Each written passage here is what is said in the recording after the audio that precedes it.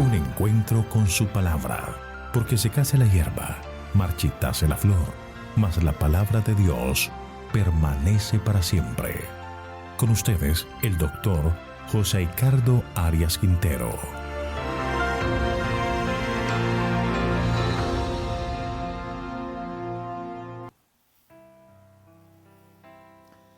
Hoy estudiaremos el libro de Joel. Para ello vamos a orar.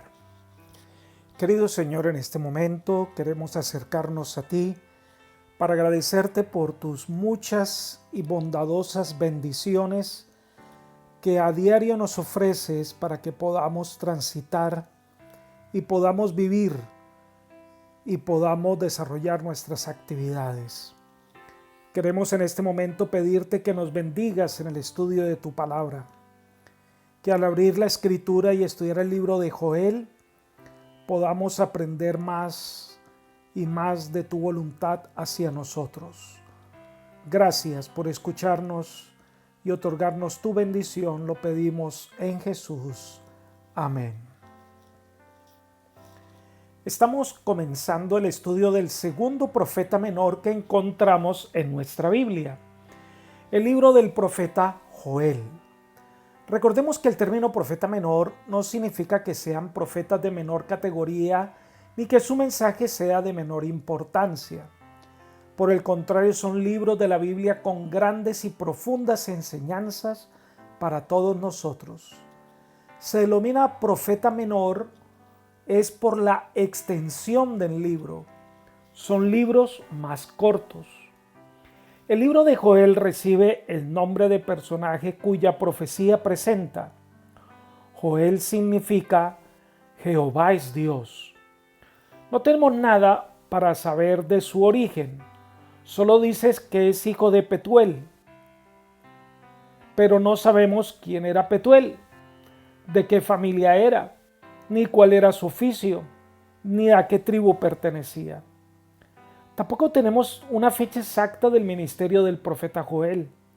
No menciona ningún rey, por lo que si puede verse en el libro es que se desarrolla como profeta en el territorio del reino de Judá, porque en todo su libro para nada se menciona el reino del norte, es decir, no se menciona ni Samaria ni Israel. El tema básico de Joel es la urgente necesidad de reavivamiento y reforma en un momento de crisis espiritual y política. El antiguo Israel no cumplió el papel que Dios le había asignado al responder a los mensajes de los profetas, aceptar el Mesías y evangelizar el mundo. Por eso algunas de las más importantes predicciones no se cumplieron con Israel literal, pero se cumplirán en los acontecimientos del tiempo del fin profetizados en el Nuevo Testamento. Joel comienza hablando de una terrible plaga de langostas y entonces hace un llamado al arrepentimiento.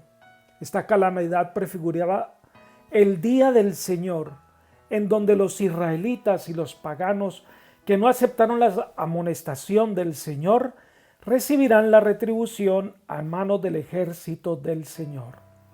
De esta manera, muchas de las profecías de Joel deben ser adecuadamente entendidas en su contexto, pero debemos tener en cuenta que tienen una clara aplicación para lo que viviremos en la etapa final de la historia de este mundo.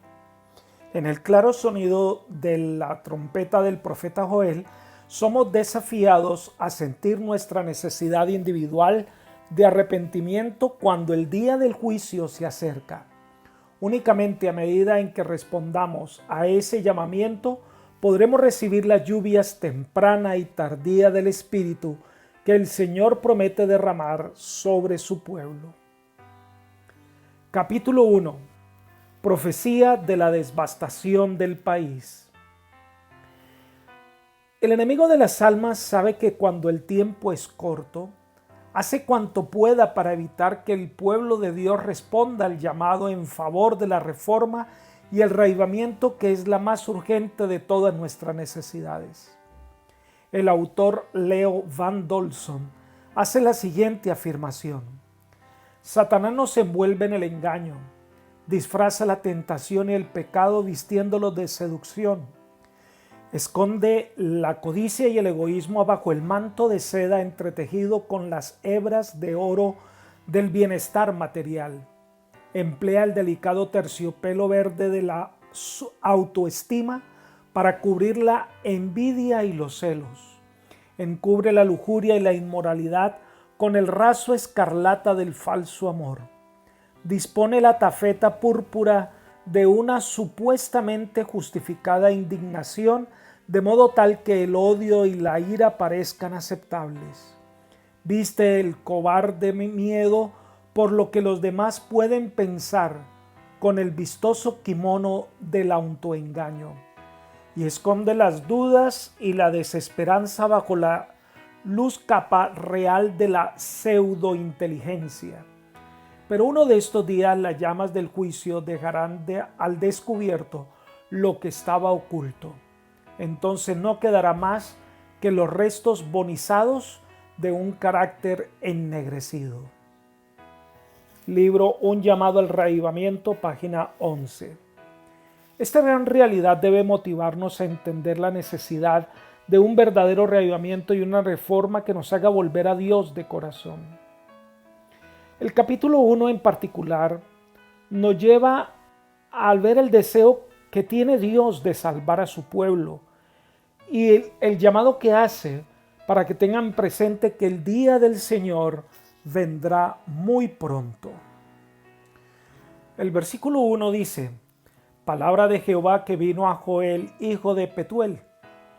El profeta hace una presentación sencilla y puntual, pero lo que él quiere destacar es que no es un mensaje personal, sino que es una palabra de Jehová, que este libro no es producto de su imaginación o de su deseo de hacer bien las cosas.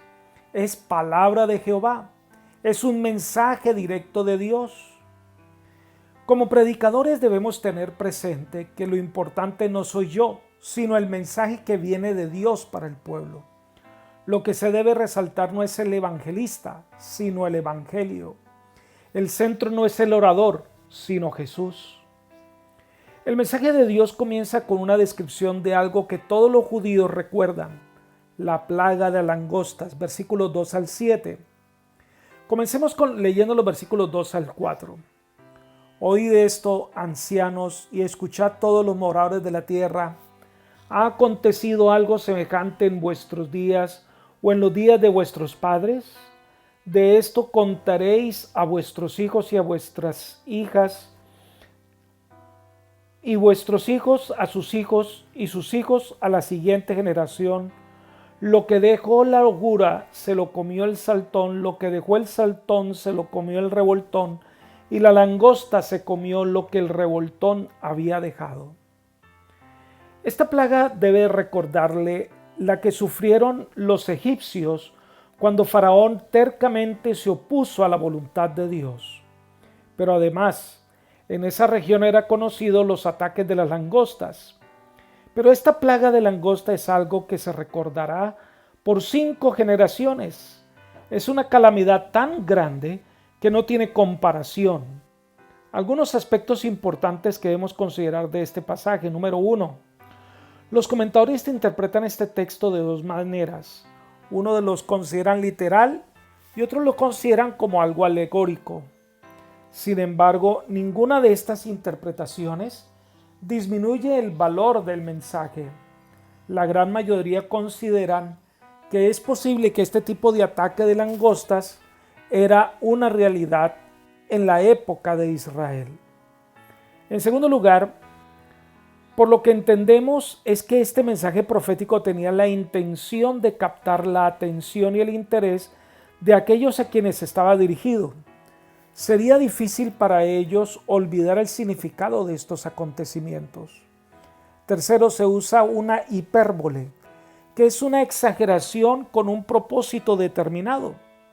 Por eso el versículo 4 habla de la oruga, que lo que dejó la oruga se lo comió el saltón, lo que dejó el saltón se lo comió el revoltón, y la langosta se comió lo que el revoltón dejó. El comentario bíblico adventista amplía este concepto cuando dice que oruga viene del griego hasam, que significa cortar. Es muy probable que se trate de la langosta en la primera etapa de su desarrollo, por lo tanto sin alas, probablemente recién salido de la larva. El saltón Arbeq es la langosta de Egipto, conocida como langosta migratoria. Revoltón es Belej, que se cree se refiere a la langosta cuando todavía no ha desarrollado completamente sus alas y todavía es saltona. Y la langosta, que es el hebreo hasil, ya se refiere a la langosta devoradora. Estas cuatro palabras parecen referirse a las diferentes etapas de desarrollo de la langosta. El énfasis se supone en la total devastación que produce esta plaga. Ya sea que se acepte que es una descripción literal o alegórica, la realidad de la enseñanza escatológica del libro permanece igual. Joel se concentra en el gran día de Jehová y en el que la liberación de Israel en ese día podrá ser realidad si hubiese cooperación del pueblo plenamente con Dios. Leamos los versículos 5 al 7. Despertad, borrachos, y llorad, gemid todos los que bebéis vino, porque el vino se os ha quitado de vuestra boca, porque un pueblo fuerte e innumerable subió a mi tierra. Sus dientes son dientes de león, y sus muelas, muelas de león. Asoló mi vid y descortezó mi higuera, del todo la desnudó y derribó sus ramas que quedaron blancas. Este es un llamado a salir del letargo que produce el licor, es decir, esa vida ficticia. Ahora les pide que despierten a la realidad por la que el pueblo de Dios está pasando. Y por eso el lamento parece a aquellos que ni siquiera podrían probar el vino, porque escasea la vid. Pero Joel va más allá de las langostas. Ve a un pueblo invasor que viene a destruir. Tan devastador es que no solo acaban con todo lo verde, sino que además destruyen las cortezas de los árboles.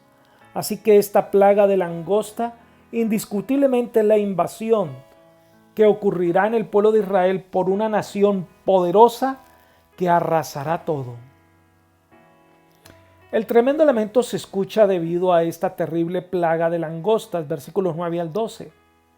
Esta sección del poema comienza con el versículo 8 diciendo: llora tú, como joven vestida de ropas ásperas, por el marido de tu juventud. Así que se compara el pueblo con una mujer que está comprometida, y antes de la boda muere el novio, y se debe quitar el traje de comprometida de boda y se pone el traje de luto tan valedero como si estuviera realmente casada. Esta es una realmente figura de algo que se frustró de lo que podía haber llegado a ser. Leamos el versículo 9. Desapareció de la casa de Jehová la ofrenda y la libación. Los sacerdotes ministros de Jehová están de duelo. Todas las ofrendas de vegetal, harina, cereales, que eran para el sostén del sacerdocio, ya no se ven. El invasor ha tomado todo esto, versículo 10. El campo está asolado y se enlutó la tierra porque el trigo fue destruido, el mosto está pasado y se perdió el aceite. Como se acabó el trigo, la viña fue comida por la langosta, todo lo verde fue devorado, por lo tanto los cultivos fracasaron. Toda la tierra fue asolada, todo lo que se había cultivado con esmero se perdió, solo quedaba lamento, dolor, lloro. Estas palabras de Joel son usadas en el libro del conflicto de los siglos para describir la devastación tan terrible que se sufriría por las plagas que vendrán después de que se cierre el tiempo de gracia. Elena de White concluye esta descripción diciendo: Todos los juicios de Dios que cayeron sobre los hombres antes del fin del tiempo de gracia fueron mitigados con misericordia. La sangre propiciatoria de Cristo impidió que el pecado recibiese el pleno castigo de su culpa. Pero en el juicio final, la ira de Dios se derramará sin mezcla de misericordia. Conflicto de los siglos, página 687. Serán los azotes más terribles que sufrirán los hombres por su pecado. Entonces aparece un llamado al pueblo. Una tarea es impuesta en la crisis a los líderes del pueblo. Leamos los versículos 13 y 14. Vestidos de luto y lamentad, sacerdotes, gemid ministros del altar, dormid con ropas ásperas, ministros de mi Dios, porque quitada es de la casa de vuestro Dios la ofrenda y la libación.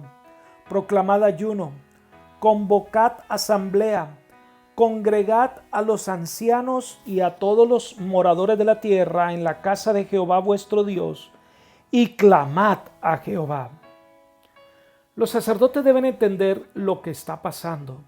Deben entender que esto ocurre es una tremenda demostración que el pueblo se ha alejado del Eterno, que tienen el templo y ofrecen sacrificios, pero los ofrecen como cumpliendo deberes religiosos, pero no como adoradores de corazón. Entonces el profeta llama la atención a los líderes religiosos. Es tiempo de buscar al Señor de corazón. Es hora de revisar los ritos religiosos y consagrarse de corazón al Señor. Es un llamado a proclamar el verdadero ayuno en orar con fervor. Por supuesto que al ver estos textos nos trasladamos a esta escena de la crisis final y la época actual en la que estamos viviendo. Este es un momento de reflexión sobre nuestra verdadera situación espiritual. También es necesario prestar la debida atención al mensaje de la palabra de Dios. Es tiempo para ayunar, orar, buscar al Señor. La solución está cerca, pero los hombres no queremos que Dios la dirija. Elena de White comenta sobre este aspecto lo siguiente: raros son aún entre los educadores y los gobernantes quienes perciben las causas reales de la actual situación de la sociedad. Aquellos que tienen en su mano las riendas del poder son incapaces de resolver el problema de la corrupción moral, del pauperismo y el crimen que siempre aumentan. En vano se esfuerzan por dar a los asuntos comerciales una base más segura. Si los hombres quisieran prestar más atención a las enseñanzas de la palabra de Dios, hallarían la solución a los problemas que los preocupan. Joya de los Testimonios, tomo 3, página 282. Volver al Señor es la solución. Volver a su palabra es la mejor decisión que podemos tomar. Una vez descrito el llamado a buscar al Señor, ahora el profeta proclama la razón por la cual es necesario ese reavivamiento espiritual, versículos 15 al 18. El profeta nos confronta con un llamado fuerte, versículo 15. Ay del día, porque cercano está el día de Jehová, vendrá como destrucción de parte del Todopoderoso.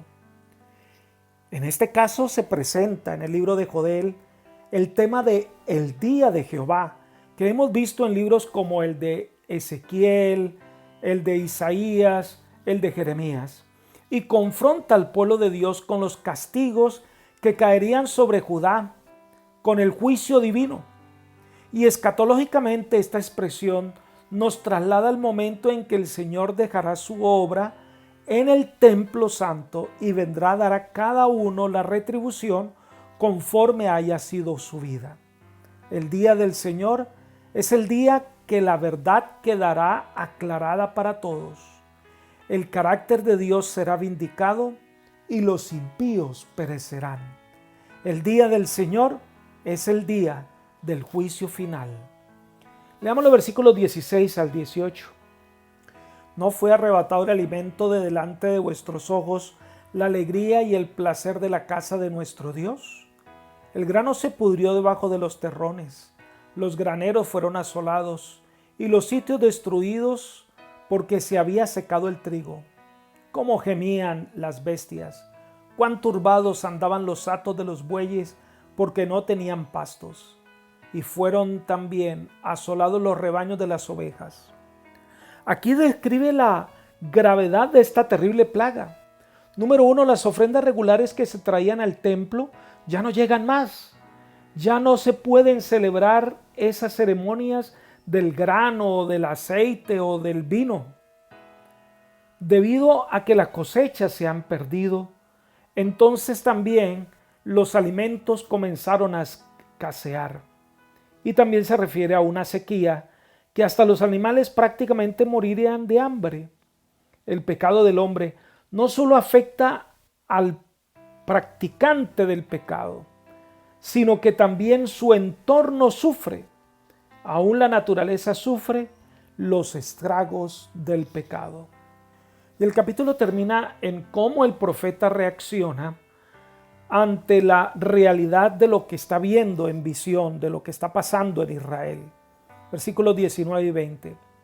A ti, Jehová, clamaré, porque el fuego consumió los pastos del desierto, la llama abrazó los árboles del campo.